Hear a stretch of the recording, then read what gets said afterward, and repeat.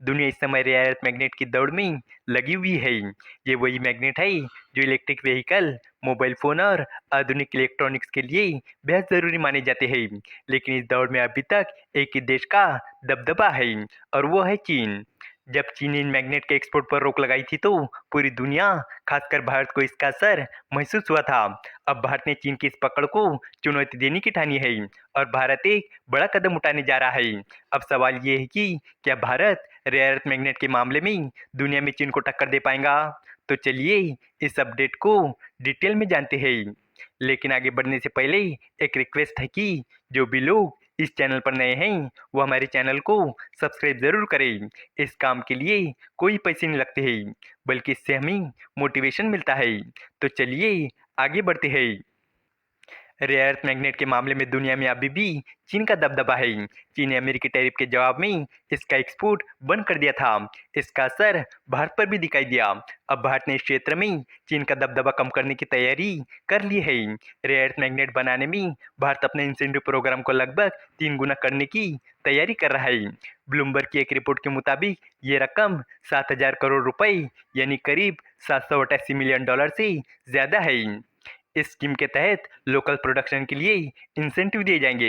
इस स्कीम के तहत हर कंपनियों को सालाना 1200 टन मैग्नेट तक के लिए इंसेंटिव मिलेगा।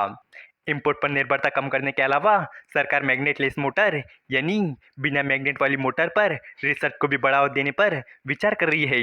विकसित भारत 2047 की एक हाई लेवल कमेटी ने इलेक्ट्रिक कार, बस और ट्रक के लिए रिलक्टेंस मोटर के इस्तेमाल की संभावना तलाशने का सुझाव दिया है। ये एक ऐसी मोटर होती है जिसमें मैग्नेट की जरूरत नहीं पड़ती है। भारत की ये विस्तार योजना ऐसे समय आई है जब दुनिया भर के देश चीन पर अपनी निर्भरता कम करने की कोशिश कर रहे हैं। चीन दुनिया के लगभग 90% रेयर अर्थ उत्पादन को प्रोसेस करता है। अप्रैल महीने में अमेरिका के साथ व्यापार तनाव के बीच चीन ने एक्सपोर्ट पर कई तरह की पाबंदियां लगाई थी। हालांकि चीन ने अब कुछ शर्तों के साथ एक्सपोर्ट की इजाजत दी है, लेकिन भारत सरकार चाहती है कि देश इस सेक्टर में आत्मनिर्भर बने और किसी एक देश पर निर्भर न रहना पड़े। भारत के इस प्लान के बाद दक्षिण अमेरिका, अफ्रीका, यूनाइटेड किंगडम और ऑस्ट्रेलिया देशों के कई rare earth oxide supplier Bharat को सप्लाई देने के लिए तैयार हो गई है। एक सरकारी अधिकारी ने इकोनॉमिक टाइम को बताया कि हमने कुछ रेयर अर्थ सप्लायर से शुरुआती बातचीत की है, वो सप्लाई देने के लिए इच्छुक है। भारत को लोकल मैन्युफैक्चरिंग शुरू करने के लिए रेयर अर्थ ऑक्साइड की लगातार सप्लाई की जरूरत है। अधिकारी ने बताया कि भारत को सालाना करीब 2000 टन नियोडाइम ऑक्साइड की जरूरत है, लेकिन इंडियन रेयर अर्थ लिमिटेड यानी आईआरईएल एक साल में सिर्फ 400 से 500 टन ही सप्लाई कर पाता है। रेयर अर्थ ऑक्साइड का 1 टन करीब 3 टन परमानेंट मैग्नेट बना सकता है। ये मैग्नेट इलेक्ट्रिक व्हीकल की मोटर के लिए बहुत ज़रूरी है और नई पीढ़ी के इलेक्ट्रॉनिक सामानों में भी इस्तेमाल होते हैं।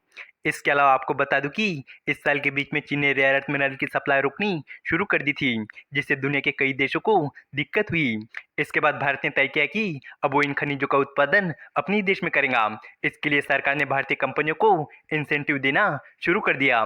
लेकिन अब चीन ने एक और चाल चली है। उसने उन मशीन और इक्विपमेंट के एक्सपोर्ट पर रोक लगानी शुरू कर दी है जो इन खनिजों की खुदाई और उत्पादन में काम आते हैं। अगर भारत की मशीनें जापान या जर्मनी जैसे देशों से खरीदेगा तो उनकी कीमत बहुत ज़्यादा पड़ेगी। इससे भारत की रेयर अर्थ मिनरल की उत्पादन की योजना पर असर पड़ सकता है। एक रिपोर्ट के मुताबिक चीन ने हाईटेक इंडस्ट्री के लिए बहुत ही अहम रेयर अर्थ मिनरल की प्रोसेसिंग और खनन में इस्तेमाल होने वाले इक्विपमेंट के एक्सपोर्ट पर पाबंदियां लगा दी है। इससे भारत सरकार की मुश्किलें बढ़ सकती है। इस उद्योग से जुड़े एक अधिकारी ने कहा कि जापान और जर्मनी जैसे देशों के पास इसके उत्पादन में इस्तेमाल होने वाली टेक्नोलॉजी और इक्विपमेंट है, लेकिन वो चीन के मुकाबले कई ज़्यादा महंगे हैं। इस उद्योग से जुड़े एक और अधिकारी ने बताया कि जहां सरकार रेयर अर्थ मैग्नेट के उत्पादन में आत्मनिर्भरता लाने की योजना पर काम कर रही है, वही चुनौती ये भी है कि इसके टेक्नोलॉजी और इक्विपमेंट पर भी चीन का नियंत्रण है। उन्होंने कहा कि अगर भारतीय इक्विपमेंट जर्मनी या जापान से मंगाने की सोचता है तो उनकी कीमत बहुत ज़्यादा होंगी। इससे उत्पादन की लागत बढ़ जाएगी और पूरे प्रोजेक्ट को चलाना मुश्किल हो सकता है। इस वीडियो का कंक्लूजन यही है कि भारत की योजना न सिर्फ चीन पर निर्भरता कम करने की दिशा में बड़ा बदलाव है, बल्कि ये आत्मनिर्भर भारत के लक्ष्य की ओर एक मजबूत कदम भी है। रेयर अर्थ मैग्नेट के क्षेत्र में निवेश बढ़ाकर भारत वैश्विक सप्लाई चेन में अपनी जगह मजबूत करना चाहता है। अगर ये योजना सफल होती है तो भारत न केवल अपनी ज़रूरतें खुद पूरी कर सकेगा, बल्कि दुनिया को भी सप्लाई करने की स्थिति में आ जाएगा। ये पहल भारत को हाईटेक मैन्युफैक्चरिंग और इलेक्ट्रिक मोबिलिटी के क्षेत्र में नई ऊंचाई तक पहुंचा सकता है। उम्मीद है कि आपको ये जानकारी पसंद आई होंगी और भी इसी तरह के इन्फॉर्मेटिव वीडियोस के लिए हमारे चैनल को सब्सक्राइब करें। धन्यवाद।